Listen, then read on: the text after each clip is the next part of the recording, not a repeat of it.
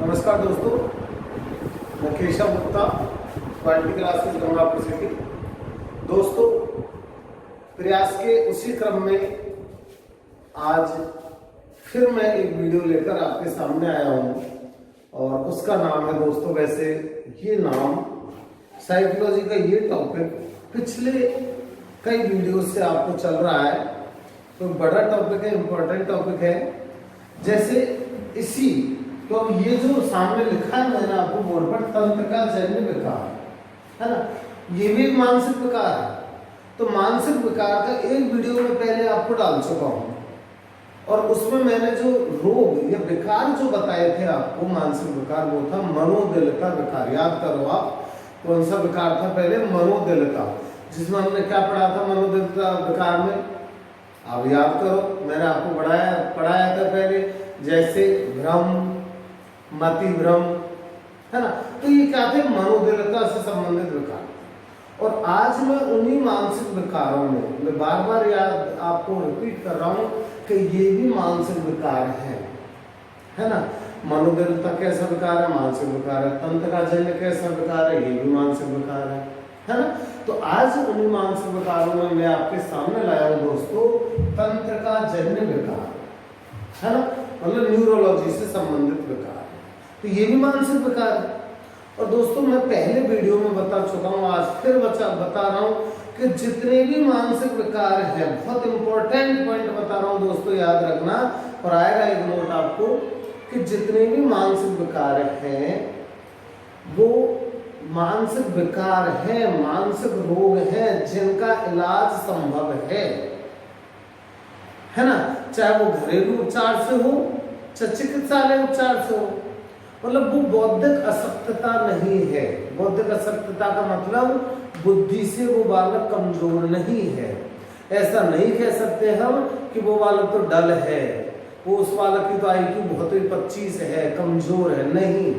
ये विकार है जो आ जाते हैं बालक में, है ना। और इनको धीरे धीरे इन कमियों को, इन दोषों को, इन विकारों को हम दूर भी कर सकते। ध्यान रखना, मानसिक विकारों का संबंध बुद्धि से नहीं है, क्लियर याद रखना, है ना। तो क्या है फिर मानसिक विकार, अब देखते हैं हम। अब जैसे आपको सामने आया तंत्र का जन्य विकार, सबसे पहले हम देखते हैं कि तंत्र का जन्य विकार क्या है ना। तो एक बात तो मैंने बता दी कि तंत्र का जन्य विकार एक मानसिक विकार है।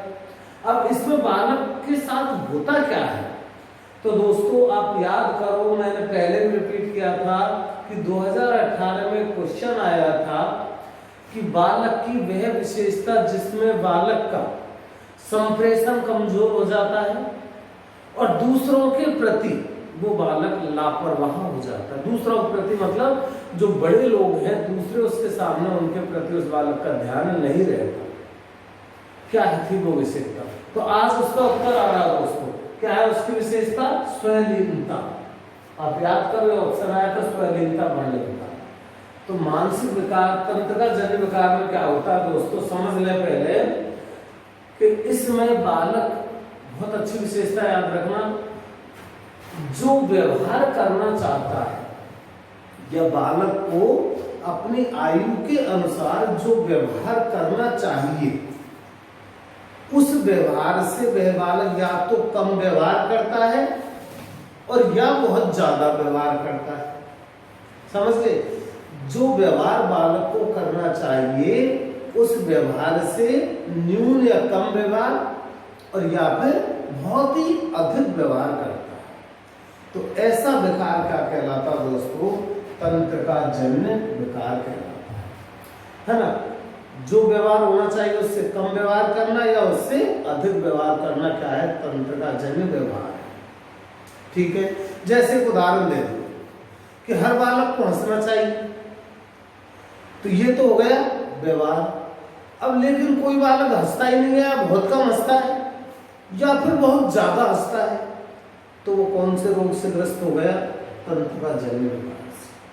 अब आ जाएगा आपके समझ में, क्लियर हो गया तंत्र का जन्य व्यवहार क्या है। अब हम देखते हैं कि इसका प्रारंभ कब होता है, ये बड़ा इंपॉर्टेंट, ये इसकी विशेषता है, कब प्रारंभ होता है। तो देखो मैंने लिख दिया, पढ़ लेना आप कि ये विकार शैशवावस्था से लेकर बाल्यावस्था तक होता है ना? कब तक?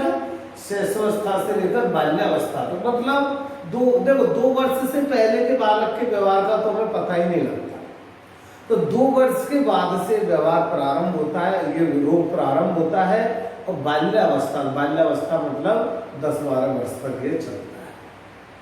अब दूसरे शब्दों में हम कहते हैं कि या तो विद्यालय जीवन प्रारंभ होने के समय, लिख दिया मैंने, देखो विद्यालय जीवन की प्रारंभिक अवस्था, मतलब जब वो विद्यालय में प्रवेश लेता है, जैसे 5 साल का 6 साल का जब वो बालक प्रवेश लेता है, या तो उस समय, या विद्यालय में प्रवेश लेने से पूर्व की अवस्था। अब पूर्व की अवस्था क्या? 5-6 वर्ष से पहले की अवस्था, है ना? कुल मिलाकर प्रारंभिक जीवन क्या है? बस शैशवावस्था और बाल्यावस्था में ये रोग दिखाई देने लग जाता है। ठीक है, तो एक तो तंत्र का जन्य व्यवहार क्या है? व्यवहार से ज्यादा व्यवहार करना या कम व्यवहार करना। दूसरा कब प्रारंभ होता है? विद्यालय जीवन की प्रारंभ अवस्था में या विद्यालय में प्रवेश लेने से पूर्व की अवस्था में। शॉर्ट में याद रखो, 2 वर्ष से प्रारंभ होता है, 9-10 वर्ष तक चलता है। किसी बालक को 2-3 वर्ष में दिखाई दे जाता है, किसी को 5-6 में, किसी को 9-10 में। ठीक है, अगर अवस्था पूछ लेते हैं तो शैशवावस्था में या बाल्यावस्था के प्रारंभ में ये रोग स्पष्ट है। ठीक है दोस्तों, अब आता है कि तंत्र का जन्य विकार कौन कौन से हैं, जिसको हम आज के वीडियो में पढ़ेंगे, है ना? तो दोस्तों, तंत्र का जन्य विकार 4 प्रकार के हैं। कौन कौन से देखें? सबसे इंपॉर्टेंट 2 आ रहे हैं, वैसे चारों इंपॉर्टेंट है, और आप देखेंगे कि इसी पैरा डायग्राम में से आपको हर बार क्वेश्चन आता है। पहला कौन सा है? ADHD, है ना? ये फुल फॉर्म बताऊंगा मैं अभी आपको। Attention deficit hyper activity disorder. Attention deficit hyper activity disorder. Hindi क्या है? अवधान न्यूनता अतिक्रिया विकार, है ना? अटेंशन का अवधान, डेफिसिट का न्यूनता, हाइपर एक्टिविटी का अतिक्रिया और डिसऑर्डर का विकार। पहला हो गया। दूसरा ध्यान रखना बहुत इंपॉर्टेंट है, क्योंकि WHO के द्वारा इस विकार को परिभाषित किया गया है ना? दूसरा स्वैलीनता वर्ण विकार, जो आपको आया 2018 में, है ना? आज पता लगा स्वैलीनता वर्ण विकार तंत्र का जन्य विकार है। कब प्रारंभ होता है? विद्यालय जीवन की प्रारंभ अवस्था में, और ये है क्या है? व्यवहार से अधिक व्यवहार करना है, कम व्यवहार करना। तीसरा बौद्धिक अशक्तता, सीधा सा है, जिसकी IQ 70 या 70 से कम होती है, वो बालक क्या कहलाता है? बौद्धिक रूप से अशक्त, बौद्धिक रूप से विकलांग बालक। कितने से कम? IQ 70 से कम, है ना? IQ 70 से कम जो होता है वो बालक क्या कहलाता है? बौद्धिक रूप से अशक्त बालक। ठीक है, और लास्ट विशिष्ट अधगम विकार, लर्निंग डिसऑर्डर। ये तो हर साल क्वेश्चन आता ही रहता है। अधगम विकार आते हैं ना? अधगम विकार में जैसे आपने पहले पढ़े होंगे एफासिया, अलेक्सिया, डिसलेक्सिया, डिस्ग्राफिया, है ना? ये क्या है? सब अधगम विकार है। तो दोस्तों, ये अधगम विकार भी किसमें आते हैं? तंत्र का जन्य विकार। ठीक है, अब इनको हम एक एक का वर्णन करेंगे, और पहला मैं ले रहा हूं कौन सा? ADHD। तंत्र का जन्य विकार में पहला विकार कौन सा है? ADHD, है ना? तो नंबर ADHD फुल फॉर्म क्या है दोस्तों इसकी? देखें, अटेंशन डेफिसिट हाइपर एक्टिविटी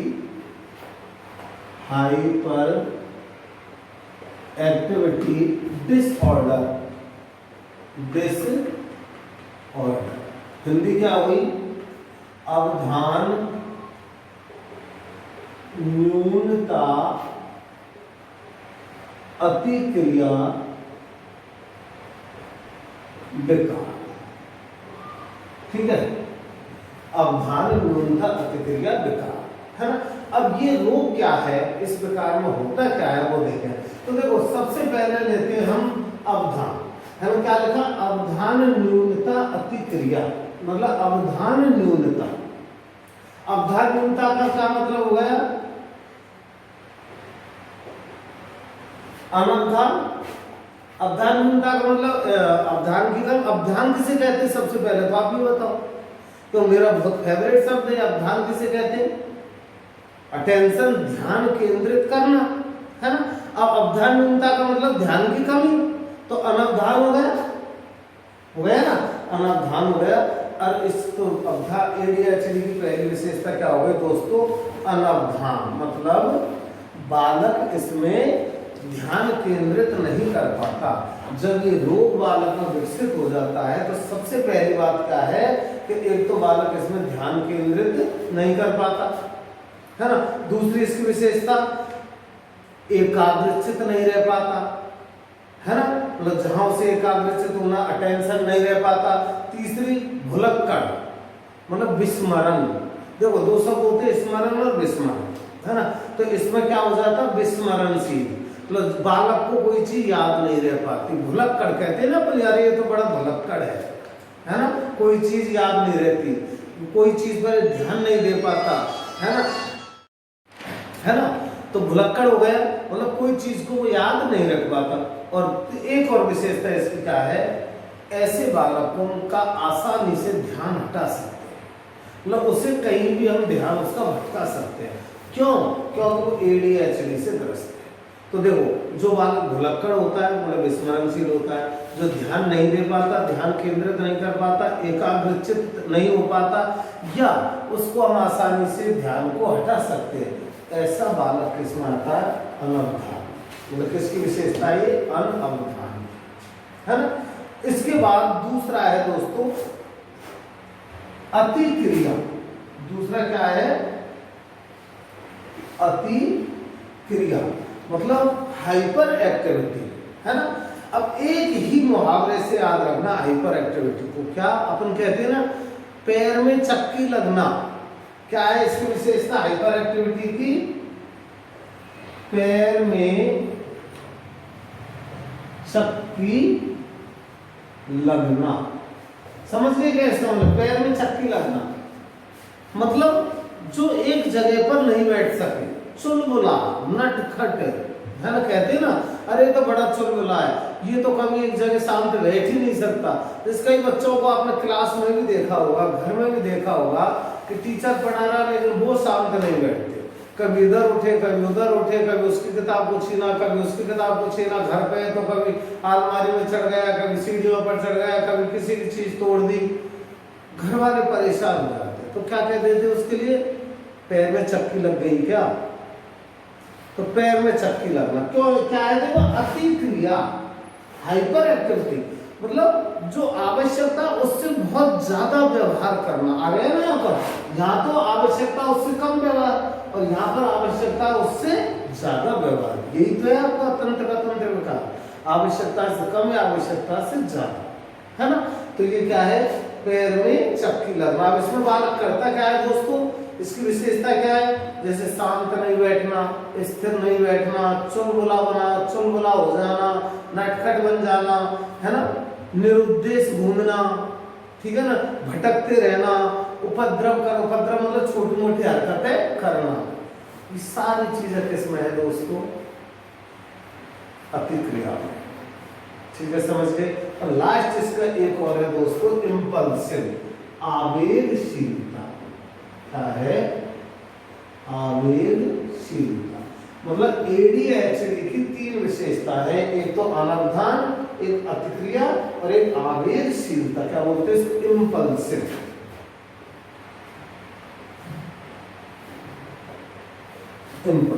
अभी आवेगशीलता में क्या है, कभी कभार आपने किसी को देखा होगा, या हो सकता है आप में भी ये बीमारी हो, मुझमें भी हो सकती है। क्या होता है कभी कभार कहीं में वो इंतजार नहीं कर पाते किसी चीज का, है ना। जैसे कि पता लगा कि आपका मेरा रिजल्ट आना है, तो कल तक वो इंतजार नहीं कर पाते, इतने एग्रेसिव हो जाते, जी जान लगा देते कि कैसे भी मुझे तो आज ही रिजल्ट चाहिए, है ना। ये पता लग गया कि वो सर मुझे पुरस्कार देने वाले हैं। अब वो पुरस्कार के लिए इतने उतावले हो जाएंगे कि पता नहीं कब देंगे, मुझे तो अभी दे दो। तो वो क्या है, उनकी आवेगशीलता है ना। तो आवेगशीलता की कुछ विशेषताएं दोस्तों, वो क्या है कि प्रतीक्षा नहीं कर पाना, मतलब इंतजार नहीं कर पाना, अपनी बारी की प्रतीक्षा नहीं कर, बारी मतलब क्या है, अपने मौके का, अपने अवसर का, कि मुझे मौका तो मिलेगा लेकिन पता नहीं कब मिलेगा, मुझे तो अभी चाहिए, है ना। ये तो, और परिणाम में विलंब आने पर कठिनाई महसूस करना, परिणाम में विलंब का परिणाम, रिजल्ट लेट क्यों हो गया, जल्दी क्यों नहीं आ रहा, उतावले हो जाते हैं। ये सब क्या है, इम्पल्सिव है ना, आवेगशील। तो ये है दोस्तों आपका पहला रोग, ADHD, ठीक है ना। क्या है इसका हिंदी क्या है, अवधान न्यूनता अतिक्रिया विकार, ठीक है। अब दूसरा रोग देखते हैं हम तंत्रिका जन्य का, क्या है दूसरा, स्वैलीनता वर्ण विकार, जो आपको 2018 में आया ये क्वेश्चन, स्वैलीनता वर्ण विकार, ठीक है।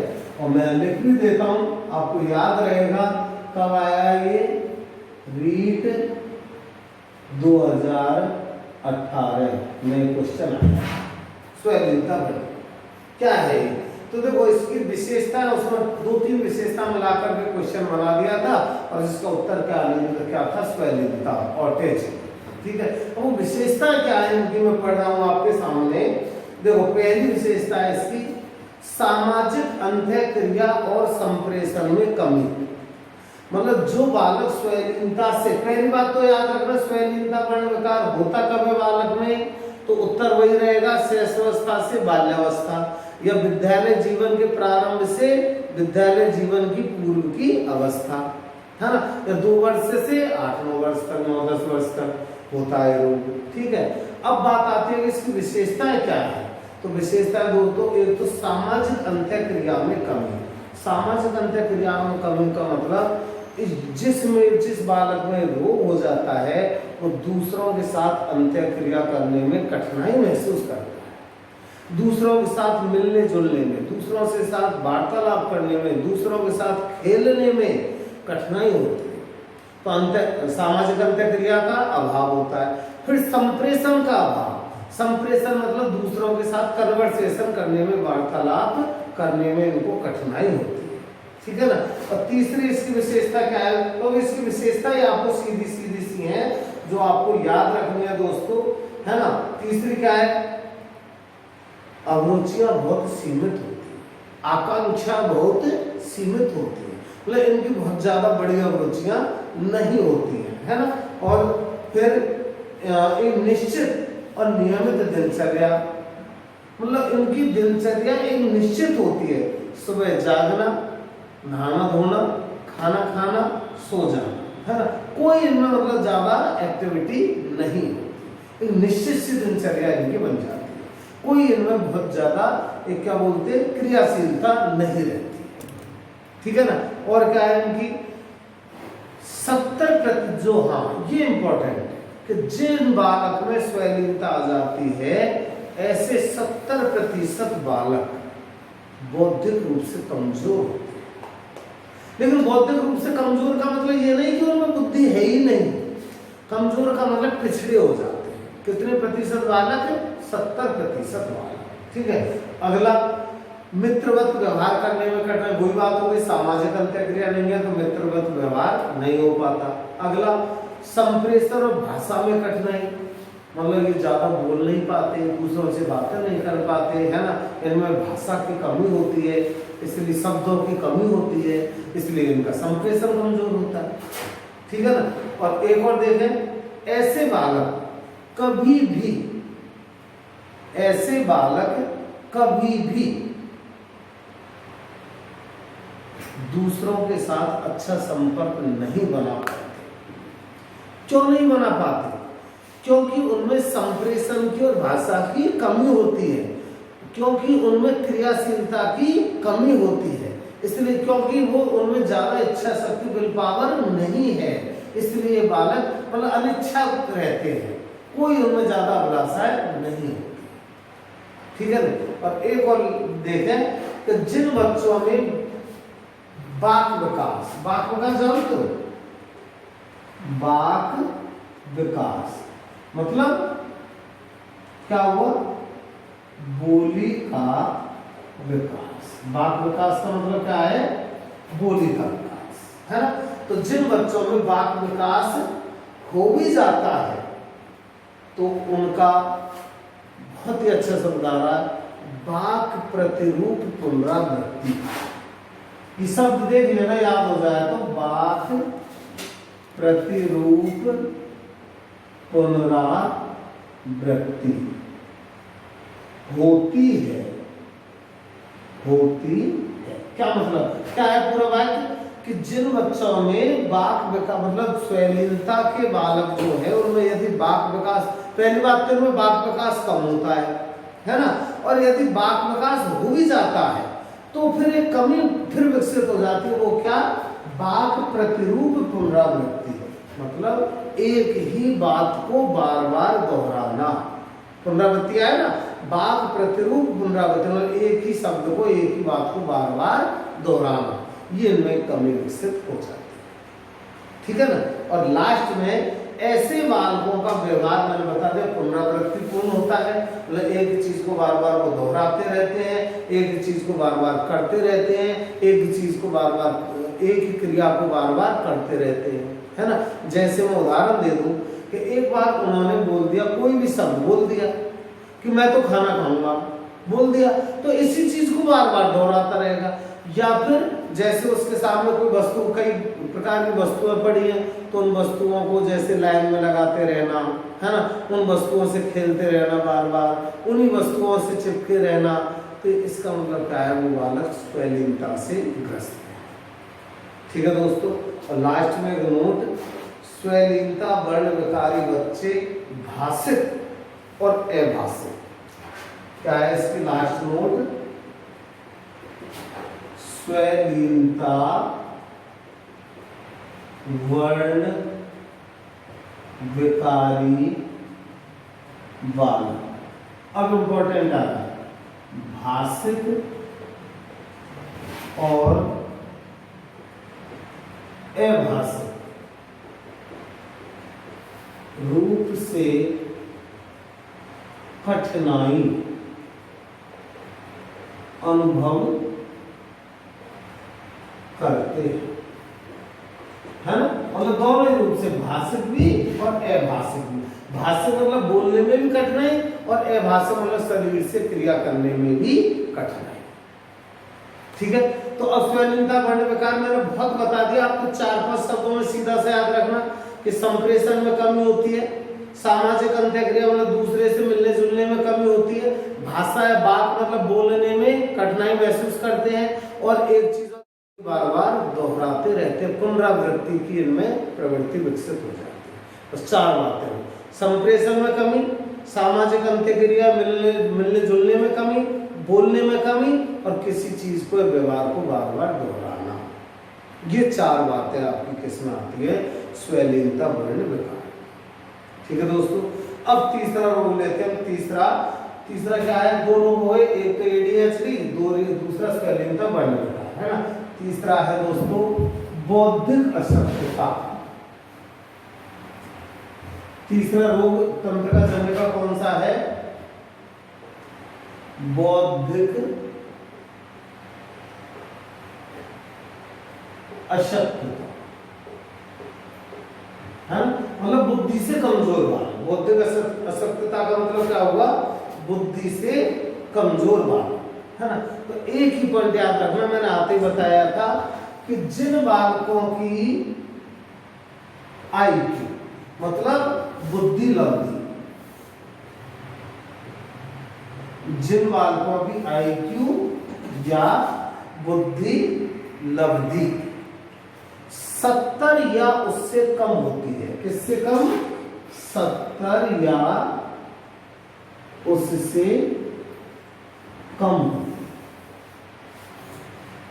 एक बात तो ये है ना, जिन बालकों की IQ 70 या उससे कम होती है, तथा जो बालक जो बालक अनुकूली व्यवहार, ये शब्द पहले आ चुका है आपका, अनुकूली व्यवहार करने में कठिनाई अनुभव करते हैं, अनुभव करते हैं, बस ठीक है ना। अनुकूल व्यवहार का मतलब परिस्थितियों के साथ स्वयं का समायोजन नहीं कर पाना, है ना, ऐसे बालक। और कौन से बालक? जिनकी IQ 70 या उससे कम होती है, वो बालक किसमें आते हैं दोस्तों? बौद्धिक अशक्त बालक, है ना। अब 70 या उससे कम के 4 प्रकार के बालक होते हैं। आप याद करो, मैंने जब बुद्धि इंटेलिजेंस टॉपिक पढ़ाया था उसमें आपको 4 प्रकारों का वर्णन बता दिया है। तो आज आप इतना याद, आप मेरे पिछला वीडियो देखना, बुद्धि का जो टॉपिक है, बुद्धि टॉपिक, उसमें एक वीडियो में मैंने केवल ये बनाया है, जिनमें नाम दिया उस वीडियो का मंद बुद्धि बालक। मंद बुद्धि बालक में मैंने 4 प्रकार के बालक बताए हैं, 0 से 25, 25 से 50, 50, 0 से 20, 20 से 45, 45 से 60 और 60 से 70 ऐसे, है ना। तो वो 4 प्रकार के बालक, है ना। और उस टॉपिक को मैं आज इसी वीडियो के साथ फिर आपके लिए दे दूंगा, तो उस वीडियो को पढ़ लेना दोबारा, है ना, सुन लेना, तो आपको ये चीज उसमें क्लियर हो जाएगी। इसी वीडियो के साथ मिल जाएगा, उसकी लिंक भी डाल दी जाएगी, ठीक है दोस्तों। तो मैं पूरी कोशिश कर रहा हूँ कि पिछले जो कंटेंट है वो भी आपको मैं साथ के साथ में याद कराता रहूं, क्योंकि आप स्टूडेंट्स की तो आदत होती है कि आगे पढ़ते जाओ पीछे को भूलते जाओ। मैंने एक व्यवस्था दी है कि जो नया वीडियो में डालता हूँ तो पिछले 4 वीडियोज के अच्छे जो टॉपिक हैं उनकी लिंक भी मैं डेली आपको देता हूँ, है ना। इसलिए आप उनकी लिंक भी खोल करके पढ़ा करें, है ना। कोई कंटेंट तैयार है तो कोई बात नहीं, लेकिन खोल करके अगर कोई कंफ्यूजन है तो मैं जो लिंक डालता हूँ उस पर टच किया करो और पढ़ा करो, है ना। इसीलिए दोस्तों, अब यदि मेरी प्रयास, मेरी कोशिश, है ना, मेरी ईमानदारी यदि आपको पसंद है, मेरे वीडियो यदि आपको अच्छे लगते हैं, तो प्लीज़ मेरे चैनल को सब्सक्राइब करें, लाइक करें, शेयर करें और मुझे ज़्यादा से ज़्यादा कमेंट्स दें, ताकि मुझे कुछ प्रेरणा मिले आगे और अच्छा देने की। और दोस्तों, अब आगे बढ़ते हैं हम, है ना। तीसरा रूप कौन सा है? बौद्धिक अशक्तता। और चौथा और सबसे बड़ा, है ना, चौथा क्या है दोस्तों? अधिगम अशक्तता, है ना दोस्तों। चौथा जो रोग है तंत्रिका जन्य का, वो कौन सा है? अधिगम अशक्तता, है ना, लर्निंग डिसऑर्डर, ठीक है ना। और इसके लिए मैं, क्योंकि ये काफी बड़ा है मैटर और इसमें से निश्चित है अधिगम अशक्तता में से क्वेश्चन आते हैं। अधिगम अशक्तता है अधिगम निर्योग्यता, है ना, जिसमें डिसलेक्सिया, डिस्कैल्कुलिया, डिस्ग्राफिया, डिसऑर्थोग्रिया ये आते हैं ना सब। और एक क्वेश्चन इसमें से आता जरूर। वैसे तो आप लोगों ने पक्का कर रखा है, हर कॉम्पिटिटिव एग्जाम में बैठने वाले स्टूडेंट के माइंड में एक चीज रहती है कि यदि अधिगम अशक्तता में क्वेश्चन आया तो वो क्वेश्चन क्या आता है? डिसलेक्सिया। लेकिन दोस्तों, जब सीधा पेपर आता है ना, तब डिसलेक्सिया पूछते। डिसलेक्सिया मतलब पाठन वाचन बेकार, पढ़ने की निर्योग्यता। लेकिन मैंने पिछले आपके क्वेश्चन देखे रीट में, तो हर हमेशा अलग अलग प्रकार के क्वेश्चन बनते हैं। तो दोस्तों, इसीलिए मैं लर्निंग डिसऑर्डर को, अधिगम अशक्तता को एक अलग वीडियो में आपको दूंगा, है ना। लेकिन अभी मैं बता दूं कि अधिगम अशक्तता तंत्रिका जन्य विकार है, और जो मैं आपको अगले वीडियो में उपलब्ध करवाऊंगा। Thank you.